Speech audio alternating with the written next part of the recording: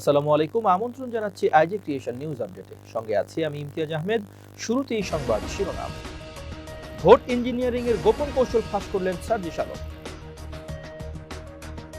রাষ্ট্রপতিকে অভিশংসন করে গ্রেপ্তারের দাবি নাহিদ ইসলাম।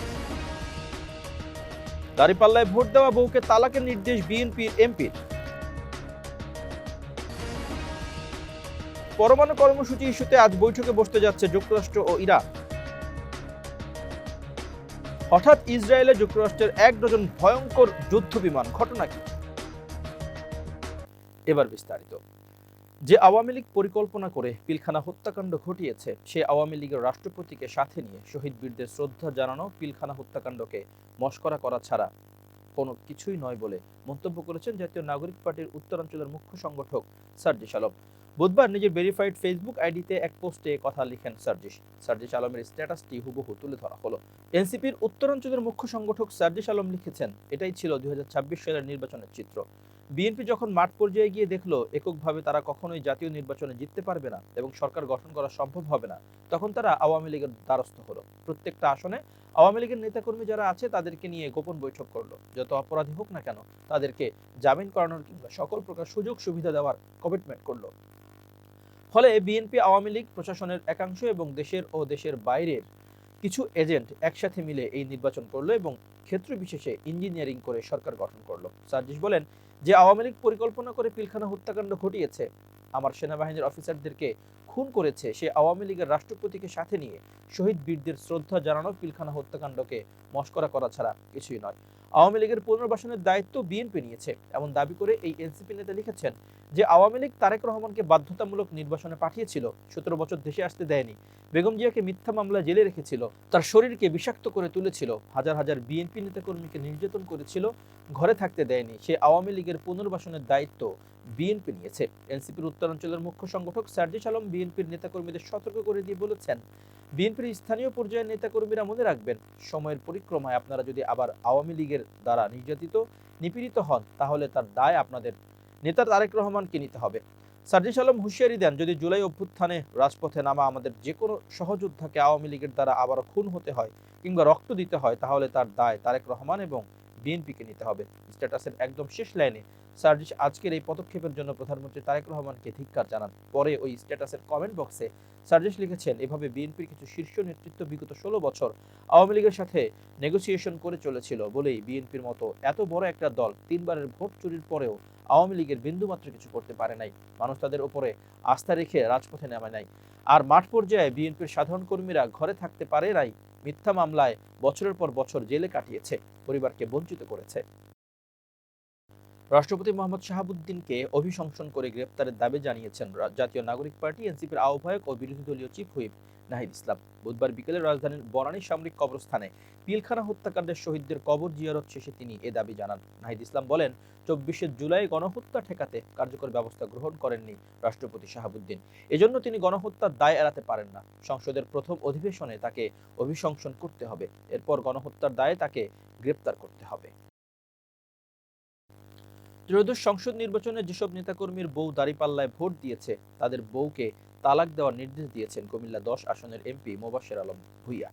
গত মঙ্গলবার লালমাই উপজেলার বাগমারা বাজারে দেওয়া বক্তব্যে নেতাকর্মীদের এই নির্দেশ দেন বিএনপির কেন্দ্রীয় কমিটির এই সদস্য।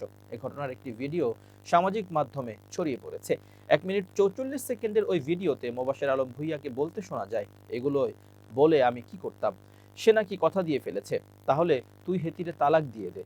যে বউ স্বামীর কথা শুনে না, স্বামীকে মারে না, এমন বউকে তালাক দিয়ে দে। নেতাকর্মীদের উদ্দেশ্যে তিনি বলেন, আমার দলে কিছু মুনাফিক আছে যারা বিএনপি করে কিন্তু ভোট দিয়েছে দাঁড়িপাল্লায়, অর্থ দিয়েও জামাতকে সহযোগিতা করেছে। আবার কেউ কেউ আছে যারা বিএনপি নেতা হলেও তাদের বউ ভোট দিয়েছে জামাতকে। বিএনপির মনোনয়নে নির্বাচিত এমপি বলেন, যারা নির্বাচনের আগে আমার বিরোধিতা করেছে তারাই এখন ঢাকায় যাইয়া আমার লগে সেলফি তোলে, সেলফি তুইলা দোষ ঢাকতে চায়। আমি বলি, আরে চিটিং, তুই এতদিন কই ছিলি, নির্বাচনের দিন কই ছিলি? তিনি আরো বলেন, আমার কাছে পাত্তা না পাইয়া এই হাইব্রিডগুলো আমার বদনাম করে, বলে কিনা নেতা খারাপ ব্যবহার করে। এ বিষয়ে জানতে মোবাশ্বের আলম ভূঁইয়াকে মোবাইল ফোনে কল দেওয়া হলেও তিনি কল রিসিভ করেননি। পিলখানা গণহত্যার পেছনে ভারত এবং আওয়ামী লীগের নীল নকশা দায়ী বলে মন্তব্য করেছেন জাতীয় গণতান্ত্রিক পার্টি জাগপার সহসভাপতি ও দলীয় মুখপাত্র রাশেদ প্রধান। তিনি বলেন, ম্যানেজ ভোটের সরকার পিলখানা গণহত্যার বিচার করতে পারবে না। বুধবার 25 ফেব্রুয়ারি বেলা 11টায় পল্টনস্থ শফিউল আলম প্রধান মিলনায়তনে শহীদ সেনা দিবস উপলক্ষে জাগপা আয়োজিত আলোচনা সভায় প্রধান অতিথির বক্তব্যে তিনি একথা বলেন। সার্বভৌমত্ব অখণ্ডতা রক্ষায় পিলখানা হত্যাকাণ্ডে জড়িতদের বিচার করতে হবে। রাশেদ প্রধান বলেন, ম্যানেজ ভোটের প্রধানমন্ত্রী ভারতে মুচলেকা দিয়ে দেশে প্রবেশ করেছেন। ম্যানেজ ভোটের স্বরাষ্ট্রমন্ত্রী শিলংয়ে ট্রেনিং নিয়ে দেশে এসেছেন। আর তাই ম্যানেজ ভোটের সরকার পিলখানা হত্যাকাণ্ড বা গণহত্যার সুষ্ঠু বিচার করতে পারবে না, কারণ পিলখানা গণহত্যার পেছনে ভারত এবং আওয়ামী নীল নকশা দায়ী। তিনি বলেন, জাগপা 2009 সাল থেকে দাবি করে আসছে পিলখানা গণহত্যা ভারত ও আওয়ামী লীগের নীল নকশা। অবশেষে অন্তর্বর্তী সরকারের রিপোর্টের মাধ্যমে তাই প্রমাণ হয়েছে। ভাগ্যের নির্মম পরিহাস, অন্তর্বর্তী সরকার রিপোর্ট দিলেও বিচার কার্য শুরু করতে পারেনি, বিএনপিও পারবে না। তিনি আরো বলেন, ফ্যাসিস্ট শেখ হাসিনা, আওয়ামী লীগ ও সকল গণহত্যার সুষ্ঠু বিচারের জন্য আমাদের আরো অপেক্ষা করতে হবে।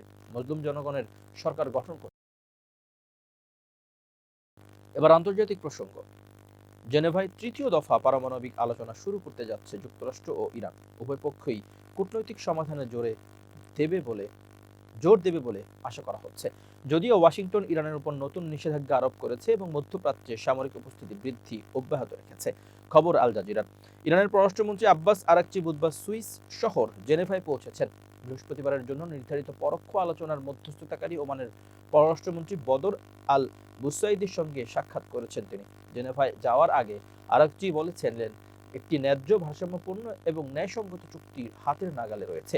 সেই সঙ্গে তিনি স্পষ্ট করে বলেন, ইরান পারমাণবিক অস্ত্র তৈরি করছে না এবং পারমাণবিক প্রযুক্তির শান্তিপূর্ণ ব্যবহারের অধিকার ত্যাগ করতে প্রস্তুত নয়। এর আগে মার্কিন ভাইস প্রেসিডেন্ট জেডি ভ্যান্স অভিযোগ করেছিলেন, ইরানের পারমাণবিক স্থাপনায় মার্কিন হামলার পর দেশটি তার পারমাণবিক কর্মসূচি পুনরায় শুরুর চেষ্টা করেছে।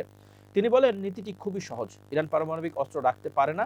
যদি তারা পারমাণবিক অস্ত্র পুনর্নির্মাণের চেষ্টা করে, তাহলে তা আমাদের জন্য সমস্যা তৈরি করবে। তিনি আরো বলেন, প্রেসিডেন্ট ট্রাম্প কূটনৈতিকভাবে এই সমস্যার সমাধান করতে চান, তবে অবশ্যই তার কাছে অন্যান্য বিকল্প খোলা রয়েছে। ইরানের সঙ্গে বাড়তে থাকা অস্থিরতার মাঝে ইসরায়েলের একটি সামরিক বিমান ঘাঁটিতে অবতরণ করেছে যুক্তরাষ্ট্রের 12টি অত্যাধুনিক F-22 স্টিলথ যুদ্ধবিমান। F-22 যুদ্ধবিমানকে বর্তমান বিশ্বের সবচেয়ে রহস্যময় এবং ভয়ঙ্কর আকাশযান হিসেবে বিবেচনা করা হয়। এর প্রধান শক্তি হলো এটি রাডারকে পুরোপুরি ফাঁকি দিয়ে শত্রু সীমানায় ঢুকে নিখুঁত হামলা চালাতে সক্ষম। প্রযুক্তির গোপনীয়তা রক্ষার জন্য যুক্তরাষ্ট্র এই বিমানটি এমনকি তাদের সবচেয়ে ঘনিষ্ঠ মিত্রদের কাছেও বিক্রি করে না।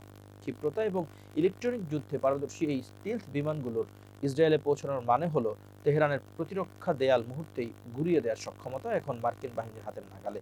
গত কয়েক সপ্তাহ ধরে যুক্তরাষ্ট্র পরিকল্পিতভাবে মধ্যপ্রাচ্যে তাদের সামরিক উপস্থিতি বাড়িয়ে চলেছে। বিশাল বিমান বাহিনী, রণতরী এবং শক্তিশালী যুদ্ধজাহাজের বহর ইতোমধ্যে এই অঞ্চলে অবস্থান নিয়েছে। এখন F-22 যুদ্ধবিমানের এই অন্তর্ভুক্তি মার্কিন সামরিক শক্তির পূর্ণতা দিচ্ছে। ইসরায়েলি গোয়েন্দা কর্মকর্তাদের মতে, এই মুহূর্তে মধ্যপ্রাচ্যে যে পরিমাণ মার্কিন রণসজ্জা রয়েছে, তা দিয়ে ইরানের উপর টানা 4 থেকে 5 দিন তীব্র হামলা চালানো সম্ভব। এই রণপ্রস্তুতির সমান্তরালে কূটনৈতিক আলোচনার শেষ প্রদীপটিও জ্বলছে। আগামী কয়েকদিনের মধ্যে সুইজারল্যান্ডের জেনেভায় যুক্তরাষ্ট্র ও ইরানের মধ্যে এক গুরুত্বপূর্ণ বৈঠক অনুষ্ঠিত হওয়ার কথা রয়েছে। কূটনীতিকরা বলছেন, যুদ্ধ শুরু হওয়ার আগে এটি হতে পারে দুই দেশের জন্য শেষ সুযোগ। যদি এই আলোচনা কোনো চুক্তিতে পৌঁছাতে ব্যর্থ হয়, তবে মার্কিন বাহিনী তাদের এই মোতায়েন করা শক্তি ব্যবহার করবে এবং ইরানে হামলা শুরু করতে পারে। প্রাথমিক পরিকল্পনা অনুযায়ী যুক্তরাষ্ট্র প্রথমে ছোট পরিসরে আঘাত হানবে, যাতে ইরানকে তাদের শর্ত মানতে বাধ্য করা যায়। প্রিয় দর্শক, শেষ করছি আইজি ক্রিয়েশন নিউজ আপডেট। আজ এ পর্যন্তই। ভিন্ন খবর নিয়ে দেখা হবে আগামীকাল সন্ধ্যা 7:30টায়। নিজেকে আপডেট রাখতে সাবস্ক্রাইব করুন চ্যানেলটি। নিয়মিত লাইক, কমেন্ট ও শেয়ার করে ছড়িয়ে দিন সর্বত্র। সুস্থ থাকুন, নিরাপদে থাকুন। আল্লাহ হাফেজ।